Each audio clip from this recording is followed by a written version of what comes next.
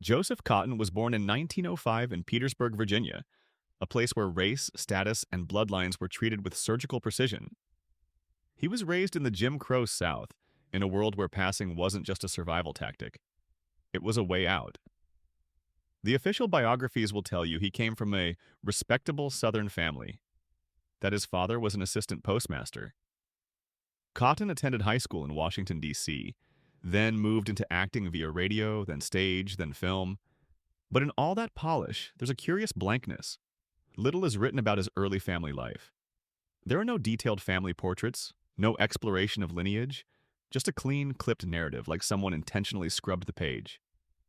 And for those who know what Creole heritage means, a swirl of black, French, Spanish, and native ancestry, often hidden beneath skin just light enough to escape suspicion, that blank space says a lot. The studio warning: don't ask, don't answer. In the 1940s, Hollywood ran on illusion, not just about gender and sex, but about race. Passing was not uncommon, particularly among actors of ambiguous heritage. But it was dangerous. For a leading man to be suspected of mixed blood was box office poison. So the studios had protocols, quiet ones. Casting directors would double-check family trees. Agents would be told to clean up the background. Publicists would issue statements about European roots, even when the facts said otherwise. And actors? They were told to keep their mouths shut. More than once, Joseph Cotten is said to have received vague, off-the-record advice to keep things general. That certain questions should not be answered. That interviews should stay focused on the work. The message was clear: whatever you do, don't confirm anything that makes you less white. And Cotten, sharp as a tack, followed the rule. To the letter. Too perfect to be true? He had a career that looked airbrushed. No arrests, no drunken rants, no affairs splashed across fan magazines like Confidential. Even Wells, no stranger to wild nights, called Cotten the most decent man in Hollywood. But that decency, that detachment, may have also been a shield. He rarely talked about his childhood, never made jokes about growing up in the South, never discussed race, class, or politics unless prompted. And even then, his responses were clipped, careful, and bland. Was he just private? Maybe. But in a town where everyone fakes something, accents, marriages, sexualities, Joseph Cotten's silence might have been his most practiced performance of all.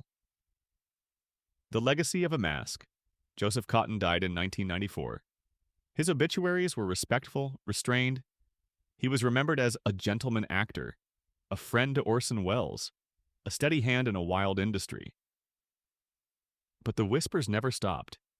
That his skin tone fluctuated with the lighting, that certain makeup artists were instructed to keep things neutral, that a studio publicist once buried a small-town newspaper story referencing mixed parentage and sent a check to make it go away.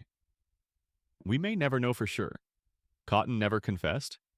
No DNA test was filed. The records, if they ever existed, are long gone.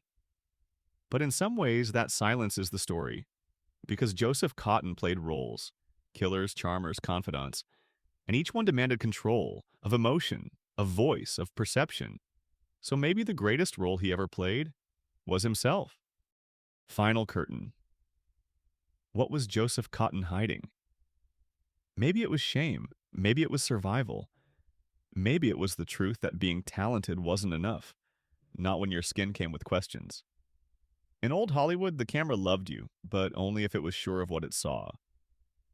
Cotten gave them what they wanted: a Southern gentleman with no rough edges, no scandal, no surprise.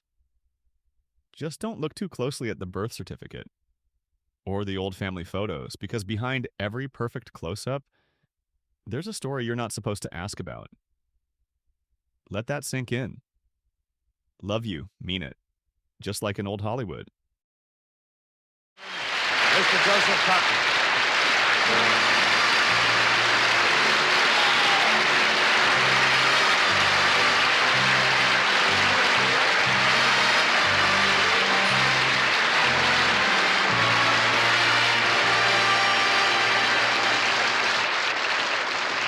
Thank you, ladies and gentlemen.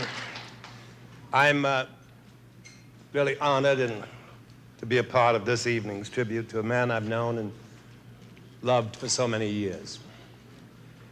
Aside from the astounding impact that Orson has had on the theater and motion pictures and I suppose almost all forms of show business, he is completely and absolutely responsible for aiding, abetting, and encouraging some of us to become actors. He has a lot to answer for. For example, he made us go on radio. He pushed us onto the stage of the Mercury Theater. And as if that were not enough, he literally shanghaied us to Hollywood to act in Citizen Kane. If it hadn't been for his interference, I could be very happily working in my uncle's bank on Sycamore Street in Petersburg. And I've never spoken before of this intrusion into my private life. But now that I have the opportunity, let me say this to you, Orson. Thank you very much.